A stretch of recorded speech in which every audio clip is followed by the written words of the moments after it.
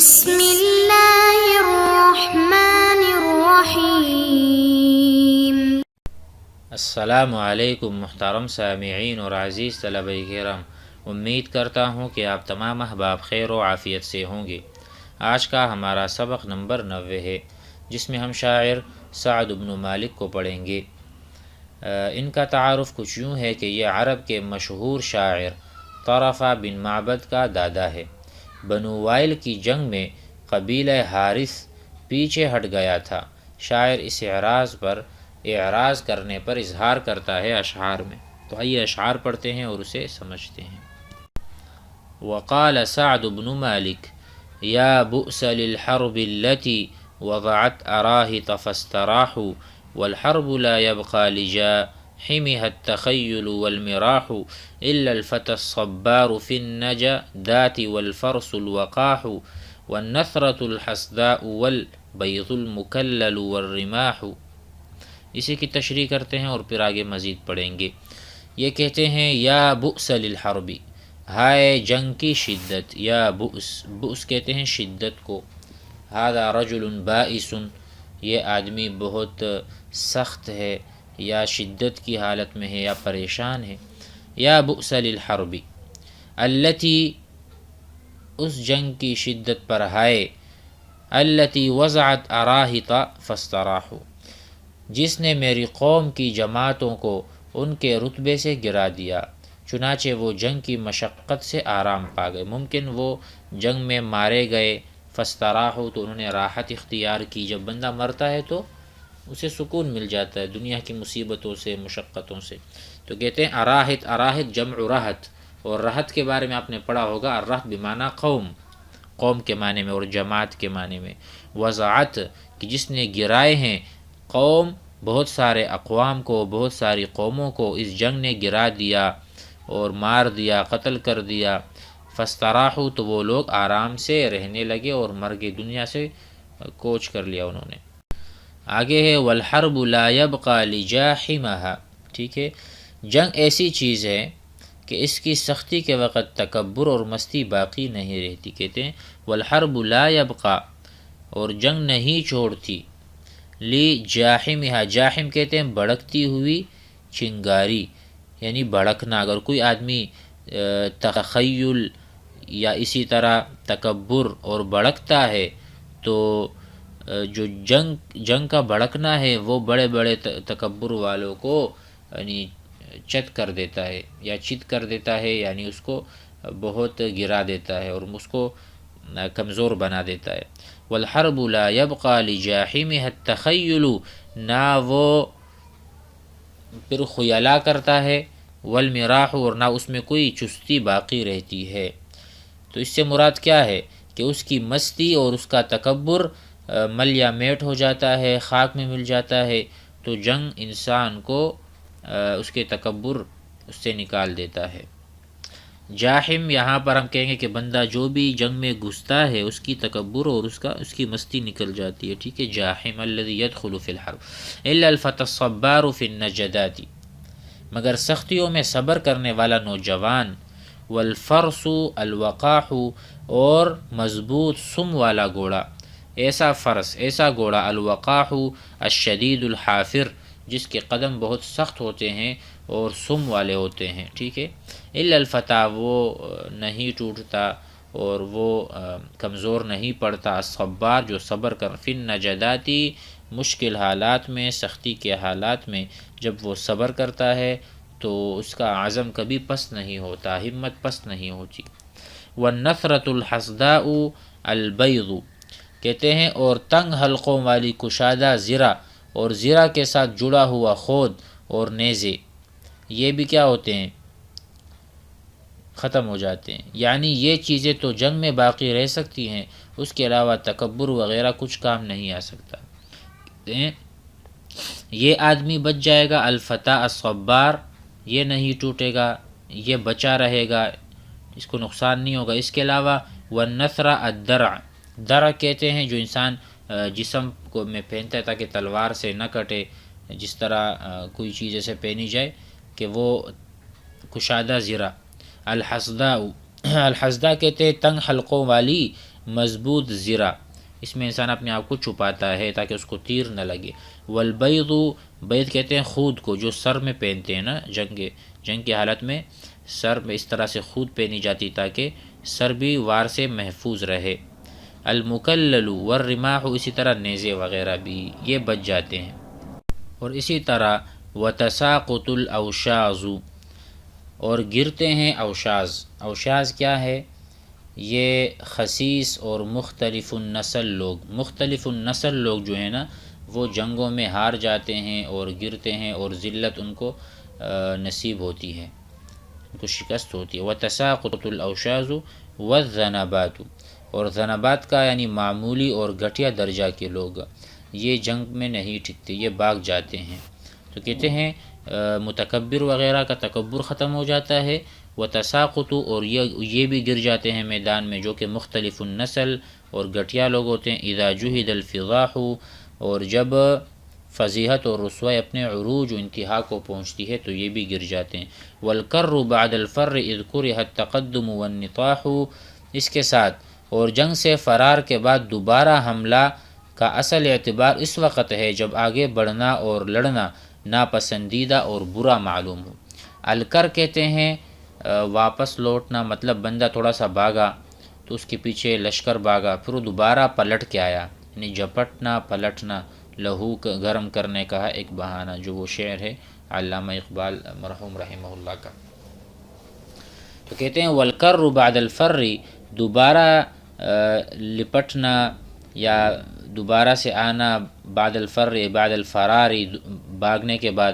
اذ کرہ التقدم والنطاح، وہ تو اس وقت ممدوح ہے اور اچھا لگتا ہے جب انسان کو پتہ ہو کہ ابھی میں مارا جاؤں گا، اور اس کو پتہ ہوتا ہے کہ میں آگے بڑھوں گا تو میں مارا جاؤں گا، تو اس وقت آگے بڑھنا اور حملہ کرنا یہ بہت اچھا لگتا ہے۔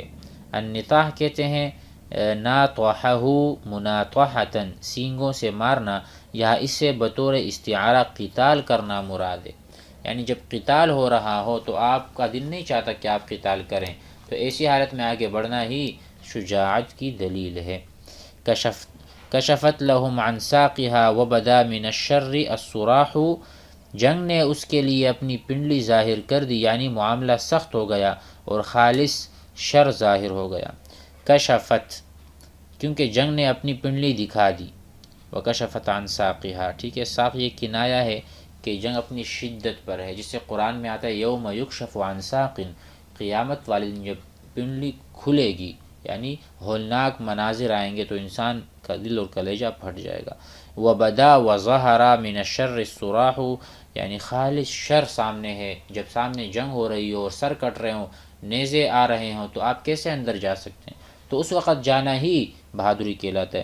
فالہم بیضات الخدور ری ہناک لن نعم المراح، اور کہتے ہیں کہ چنانچہ وہاں ہمارا مقصود پردہ نشی گوری عورتوں کو قید کرنا تھا، نہ کہ وہ چوپائے جو شام کے گھر لائے جائیں، کیونکہ عورتوں کے قید کرنے میں دشمن کی زیادہ رسوائی تھی بنسبت جانوروں کے قید۔ تو کہتے ہیں فالہم، وہاں پر جو ہمارا مہام یا ہمارا مہمہ تھا، ہماری جو کوشش تھی اور مشن تھا، بیضات الخدوری، ایسی عورتیں جو کہ خدور میں، چادروں میں چھپی ہوئی تھیں، ان کو قید کرنا تھا۔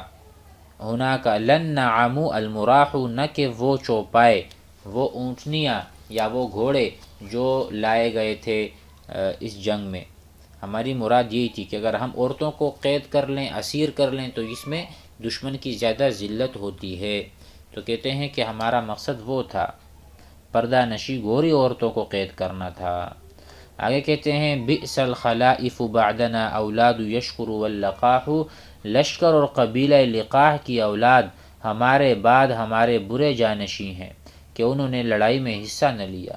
یہ بئس الخلائف یعنی بئس الخلیفہ، یہ برے خلیفہ ہیں ہمارے بعد جو ہماری قوم بچی ہے، وہ انہیں ہمارے ساتھ نہیں دیا۔ اولاد، ایسی اولاد ہیں یشکر واللقاح، کہ جنہوں نے شرکت نہیں کی۔ تو قبیلہ بنی حنیفہ کا لقب ہے لقاح، یہ جو لقاح ہے یہ قبیلہ بنی حنیفہ کا لقب ہے کہ یہ بہت برے ہیں، یہ ہماری اولاد میں سے ہیں، ہمارے اس میں نسل میں سے ہیں، لیکن جنگ میں شرکت نہیں ہوئے، تو یہ بہت برے ہیں۔ من صد عن نیرانها فأنا ابن قیس لا براح، کہتے ہیں کہ جس نے جنگ کی آگ سے منہ پھیرا، من صد، صد یصد صدود یعنی بند کرنا، صد المکان جگہ کو بند کر دیا، فالمکان مسدود، صد بمعنی اعرض، اعراض کرنا بھی آتا ہے۔ من صد عن نیرانها، جو جنگ کے آگ سے اعراض کرے گا یعنی جنگ میں نہیں کھودے گا، جنگ کی آگ میں نہیں کھودے گا، فأنا ابن قیس لا براح، تو میں ابن قیس ہوں، الگ نہیں ہوں گا جنگ سے، یعنی میں ابن قیس ہوں، میں قیس کا بیٹا ہوں، میری عزت اسی میں ہے کہ میں جنگ سے الگ نہیں ہوں، میں جنگ کے اندر کود پڑوں گا، اگرچہ بہت زیادہ آگ بھڑک رہی ہو اور بہت زیادہ جنگ گھمسان کی جنگ ہو رہی ہو۔ صبراً بنی قیس لہا، کہ بنو قیس جنگ پر صبر کرو، حتی تریحوا او تراحوا، یہاں تک کہ تم دشمنوں کو قتل کر کے آرام پہنچا دو یا تم کو راحت پہنچائی جائے، یعنی اگر دشمن تمہیں موت کی لمبی نیند سلا دے، یعنی جنگ لڑتے رہو حتیٰ کہ یا تم مر جاؤ یا دشمنوں کو مار دو، حتی تریحوا، یہاں تک کہ تمہیں ان کو راحت پہنچاؤ، او تراحوا، یا تمہیں راحت پہنچائی جائے، یا تم مرو یا وہ مرو، اس لیے جنگ پر صبر کرو اے بنی قیس۔ ان الموائل خوفها یعتاقه الاجل المتاح، کہتے ہیں کہ بے شک جنگ کے خوف سے پناہ گاہ کے طلبگار کو اجل مقرر روک دی گئی، یعنی اگر جنگ میں کسی کی موت مقرر ہو تو اگر وہ بھاگنا بھی چاہے تو نہیں بھاگ سکے گا۔ کہتے ہیں ان الموائل، موائل کہتے ہیں پناہ گاہ یا طلبگار، اگر کوئی سمجھتا ہے کہ میرے لیے ایک پناہ گاہ ہے، اگر میں یہاں سے بھاگ جاؤں گا تو میں محفوظ ہو نہیں سکتا، جس کی موت یہاں لکھی ہوئی ہے اس کو موت آنی ہے جنگ کے میدان میں، تو پناہ گاہ کی طرف موائل سے آپ لے لیں ملجا، ملجا، ٹھیک ہے، ملاجی، ملجا جمعہ ملاجی، اگر کوئی ملاجی اور پناہ گاہ کی طرف بھاگتا ہے، خوفہا، خوف کی وجہ سے، یعتاقہ الاجل، پھر بھی اس کا اجل یعنی گلے لگا لے گا، المتاح والمقدر، جو کو اوپر سے اتاح یتیح متاح مقدر ہے۔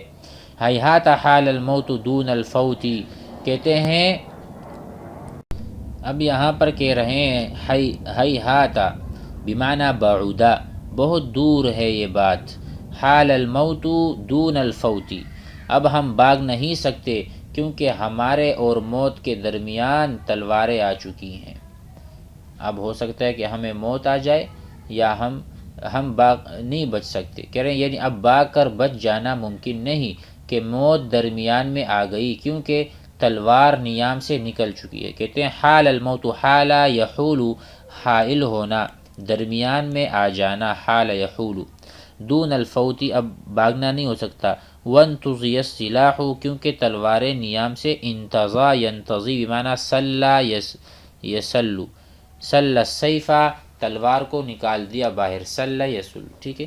کیف الحیات اذا خلت منا الظواہر والبطاح، وہ زندگی کیسی ہوگی جب کہ ہم سے وادیوں کی چوٹیاں اور اندرونی حصے خالی پڑے ہوں گے، یعنی جب ہماری اکثریت مر گئی ہوگی تو پھر زندہ رہنے میں کیا لطف رہے گا۔ کیف الحیات، کیسی زندگی ہے، اذا خلت، جب خالی ہو جائے، خلا یخلو، منا الظواہر اعالی الاودیہ، یعنی پہاڑوں کی چوٹیوں پر ہمارے گھر تھے، اب وہ خالی ویران نظر آئیں گے، کیسا لگے گا۔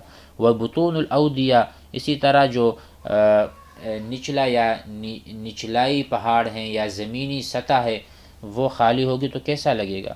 این الاعزۃ والاسنۃ، کہاں گئے معزز لوگ، الاعزہ عزت دار لوگ، والاسنۃ کہاں گئے نیزے، اسنہ جمع سنان، سنان کہتے ہیں نیزے کو، عند ذلک والسماح، اور اصحاب سخاوت کہاں گئے، یعنی افسوس کہ سب مر گئے، اب ہمیں انتقام لینا چاہیے۔ اس شعر کا ایک مطلب یہ بھی ہے کہ جو سیاق کلام اور پہلے شعر کے مطابق ہے وہ یہ ہے، جب ہم سے وادیاں خالی ہو جائیں گی تو اس وقت کہاں ملیں گے معزز لوگ، نیزے اور سخاوت۔ تو کہتے ہیں کہ عزیز لوگ بھی ہم میں نہیں رہے، معزز لوگ بھی نہیں رہے، نیزے بھی نہیں رہے، اب اس کے علاوہ سخی لوگ بھی نہیں رہے تو ہماری زندگی گزارنے کا مطلب ہی کیا ہے؟ تو آؤ لڑتے ہیں، اور اے بنی قیس صبر کرو، صبر جنگ پر، یا تو تم راحت پاؤ یا ان کو راحت پہنچا دو۔ امید ہے کہ آج کا سبق بھی سمجھ میں آ گیا ہوگا۔ والسلام علیکم۔